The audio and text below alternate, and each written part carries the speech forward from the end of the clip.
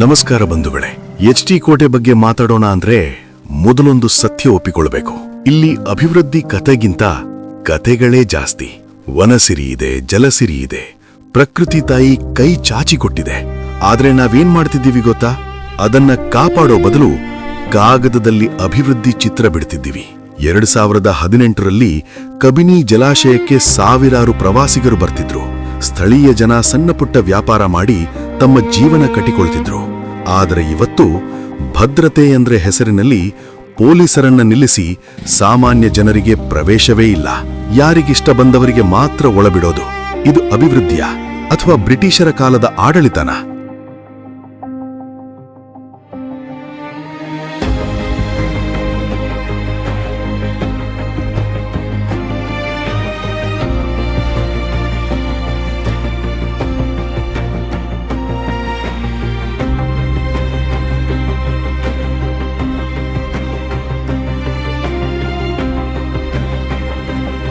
ಎರಡು 2021ರಲ್ಲಿ ಚಾಲನೆ ಕೊಟ್ಟ ಕಬಿನಿ ಜಲಾಶಯದ ರಸ್ತೆ ಮತ್ತು ಸೇತುವೆ ಕಾಮಗಾರಿ 2 ವರ್ಷದಲ್ಲಿ ಮುಗಿಯತ್ತೆ ಅಂದ್ರು.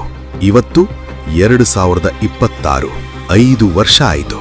ರಸ್ತೆ ಅರ್ಧ, ಕೆಲಸ ಅರ್ಧ, ಜವಾಬ್ದಾರಿ ಶೂನ್ಯ. ಫುಟ್ಪಾತ್ ಹಾಳು, ರಸ್ತೆ ಬದಿ ಮಣ್ಣು ಹಾಕೋ ಮಟ್ಟಿಗೂ ವ್ಯವಸ್ಥೆ ಇಲ್ಲ.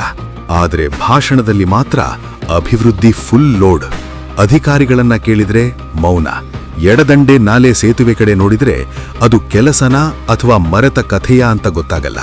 50 ಕೋಟಿ ಕೆಲಸ 5 ವರ್ಷದಲ್ಲಿ ಮುಗಿಯಲ್ಲ ಅಂದ್ರೆ 2400 ಕೋಟಿ ಕಾಮಗಾರಿ ಮಾಡಿದ್ದೀವಿ ಅಂತ ಹೇಳೋ ಧೈರ್ಯ ಎಲ್ಲಿಂದ ಬಂತು? ಆ ಹಣ ಎಲ್ಲಿ ಹೋಯಿತು? ಯಾರ ಜೇಬಿಗಿಳಿತು? 2024ರಲ್ಲಿ ಈ ಜಲಾಶಯಕ್ಕೆ 50 ವರ್ಷ ತುಂಬಿತ್ತು. ಆದರೆ ಒಂದು ಸಂಭ್ರಮವೂ ಇಲ್ಲ, ಒಂದು ಗುರುತಿಸುವಿಕೆಯೂ ಇಲ್ಲ. ಆದರೆ ಭಾಷಣದಲ್ಲಿ ಏನ್ ಹೇಳಿದ್ರಿ? ಬೃಂದಾವನ ಗಾರ್ಡನ್ ಮಾಡ್ತೀವಿ, ಮುಖ್ಯಮಂತ್ರಿಯನ್ನು ಕರೆತರ್ತೀವಿ. ಸ್ವಾಮಿ, ಗಾರ್ಡನ್ ಎಲ್ಲಿದೆ? ಅಭಿವೃದ್ಧಿ ಎಲ್ಲಿದೆ? ಭಾಷಣದಲ್ಲಿ ಮಾತ್ರ ಉಳಿದ ಯೋಜನೆಗಳು, ನೆಲದ ಮೇಲೆ ಶೂನ್ಯ.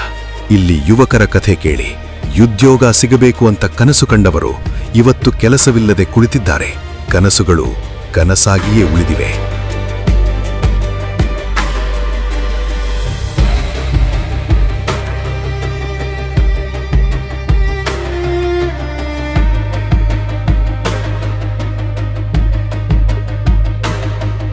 ಬಂಧುಗಳೇ, ಅಭಿವೃದ್ಧಿ ಅಂದರೆ ಸಂಖ್ಯೆಗಳ ಆಟ ಅಲ್ಲ.